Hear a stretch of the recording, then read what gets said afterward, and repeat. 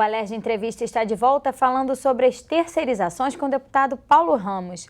Deputado, antes da gente encerrar o bloco anterior, o senhor estava falando sobre a discussão no Congresso Nacional sobre a terceirização nas atividades meio ou atividades fins. Hoje, essa terceirização só é autorizada nas atividades meio, né? Exatamente. Eu me lembro há muitos anos, assim, quem trabalhava numa siderúrgica nacional, todos que trabalhavam na Companhia Siderúrgica Nacional eram metalúrgicos. Mesmo sendo porteiro, sendo motorista, trabalhando na administração, por quê? Isso dava força ao trabalhador. Essa divisão tem o objetivo de retirar a unidade da classe trabalhadora. Então, terceirizaram o que chamaram a atividade meio. Quer dizer, no mesmo ambiente de trabalho, vários patrões diferentes, vários segmentos também de trabalhadores. Isso fragiliza. Agora, querem terceirizar, possibilitar a terceirização na atividade fim. E vou dar o exemplo da siderúrgica. Então, quem trabalha na caldeiraria tem um patrão. Quem trabalha na laminação tem outro patrão. Como é que fica isso? Então, o objetivo qual é? É dividir os trabalhadores, porque os patrões, em cima, eles estão unidos, e retira a força do trabalhador. A luta de classe existe, a luta patrões e empregados. O Brasil é considerado quase que campeão mundial em má distribuição da renda. Como é que pode o Brasil ser a 7ª, 8ª economia do mundo e o povo brasileiro enfrentar esse tipo de consequência? É a concentração da renda. É a demonstração de que o trabalhador está vendo aquilo que deveria ser a ele transferido, usurpado. Eu me lembro, desvalorizado, né? Muito. O trabalhador já teve alguns direitos que davam a ele muita força. Exemplo, a estabilidade. O trabalhador tinha estabilidade. A Previdência Social era organizada por institutos, por categorias. Então, essa fragilização fez com que a participação do trabalho nos resultados da economia, essa participação diminuísse. Então, hoje aqui, no estado do Rio de Janeiro, a situação é muito dramática e o péssimo exemplo vem do próprio serviço público. Não do serviço público, do governante, que tenta impor esse tipo de realidade no serviço público.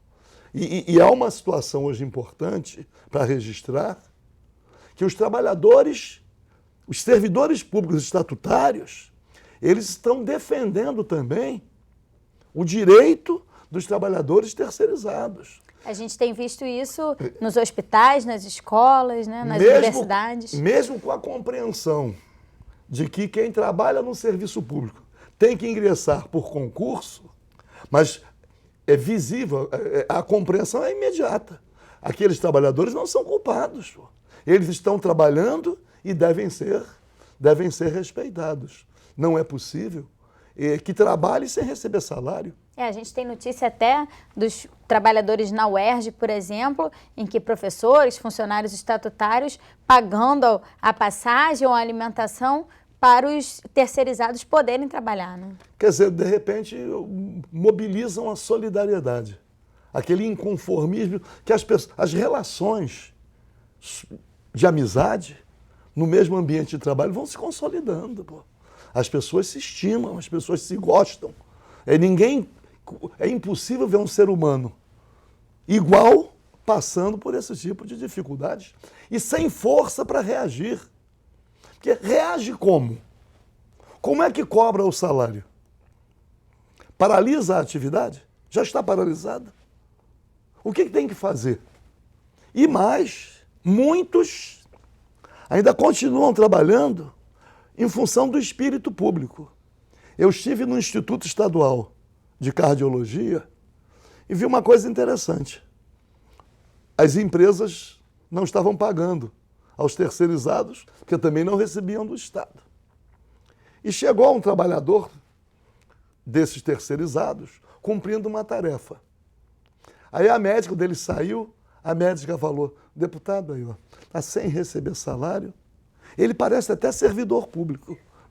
Quer dizer, ela fez uma comparação de que o servidor público se dispõe a determinado sacrifício, mas que isso não pode ser exigido de um trabalhador terceirizado. Mas aquele ali tinha o comportamento do servidor. Olha aí.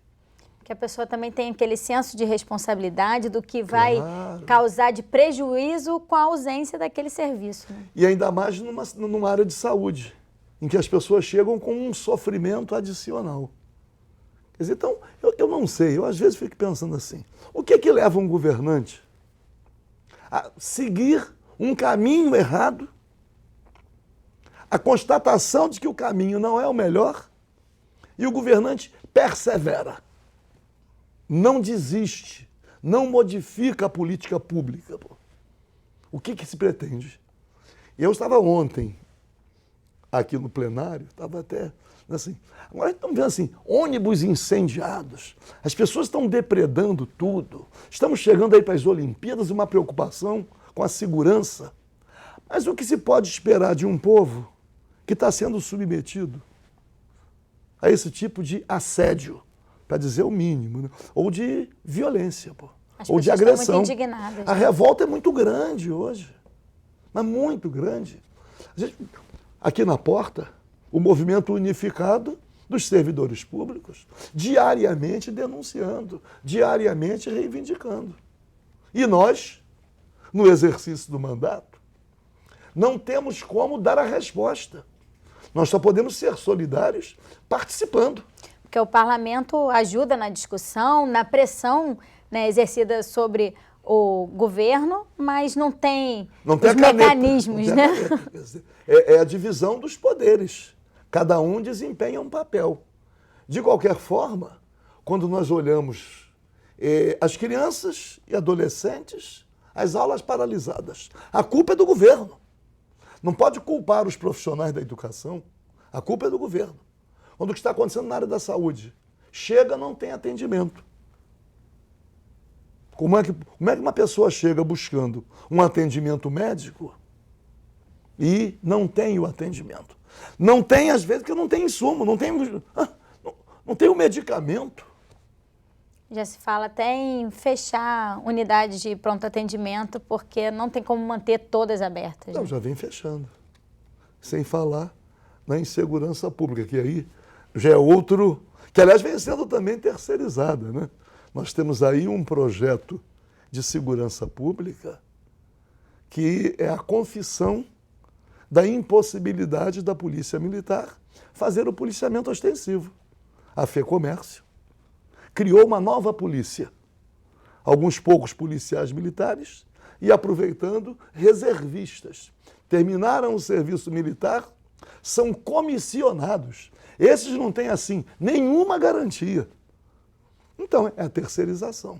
A terceirização em áreas que antes era impensável imaginar que a terceirização poderia chegar à área da segurança pública. Então, e as empresas filantrópicas aí, a paz da vida, imagina... Crianças, adolescentes, pessoas com deficiência, idosos, o Estado não está pagando.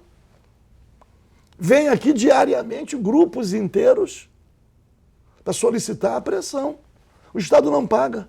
Que é uma parcela muito grande da população que vai ficar, já tem ficado, né, desassistida. Não, e as pessoas sem condições de manter a prestação daquele serviço. Aí a FIA vem aqui, normalmente mulheres, né? Eu acho que as mulheres carregam as cruzes do mundo, né? Então, sempre nessas entidades, nessas instituições, a presença da mulher é muito maior. Não sei se é por sensibilidade mesmo. É a luta das profissionais e também das mães, né, que precisam cuidar dessas pessoas. Depoimentos sofridos aqui, emocionados, que as pessoas não sabem como vão fechar as portas para aquele tipo de atendimento. Não tem a quem recorrer, né? Não tem a quem recorrer. Só, diz assim, eu vou falar uma coisa aqui, pode parecer um absurdo, né? Mas eu ouvi uma vez e concordei, diz assim, há coisas que só são resolvidas através da violência. Eu não sei se estão esperando isso. Que a provocação é muito grande, muito grande. É algo assim inaceitável o que acontece no estado do Rio de Janeiro. Deputado, e como é que a Comissão de Trabalho tem se debruçado sobre esse tema das terceirizações? Já houve audiências públicas, a FATEC, por exemplo, já esteve aqui. Como é que esse tema está sendo discutido e encaminhado aqui dentro da casa? Nós temos feito várias audiências públicas, mas chega um ponto que esgota. Porque o nosso trabalho, porque na terceirização, são várias empresas, vários órgãos públicos. Nós temos tentado contribuir para a mobilização, para a aproximação dos prejudicados com o sindicato. Claro que é um sindicato fragilizado, que não consegue mobilizar. Os trabalhadores estão em pontos diferentes, sofrendo a mesma repressão, passando pelo mesmo sofrimento, mas de difícil mobilização. Então, a última audiência pública que nós fizemos, o pessoal da FATEC, da UERJ e de outros setores da administração pública. Mas um é com o secretário de Saúde, o outro com o secretário da Educação, o outro com o secretário de Assistência Social. Cada um é com um secretário. Fica muito disperso. Que os contratos são assinados nas secretarias. Tanto que o meu objetivo é tentar uma forma de unificação da atribuição do Estado em relação aos direitos sociais. Tá ótimo. Deputado, infelizmente nosso programa está acabando. Queria agradecer mais uma vez a sua presença aqui no Alerj Entrevista. A minha solidariedade aos terceirizados e que o governo tome vergonha, porque não existe outra palavra. É irresponsabilidade o que o governo faz com os trabalhadores terceirizados, o que vem fazendo com o serviço público e com os servidores também estatutários. A população está pagando um preço muito alto. Obrigada, deputado. Se você quiser rever esse programa, acesse www.alerj.rj.gov.br. TV Alerj, o canal do povo fluminense. Até a próxima.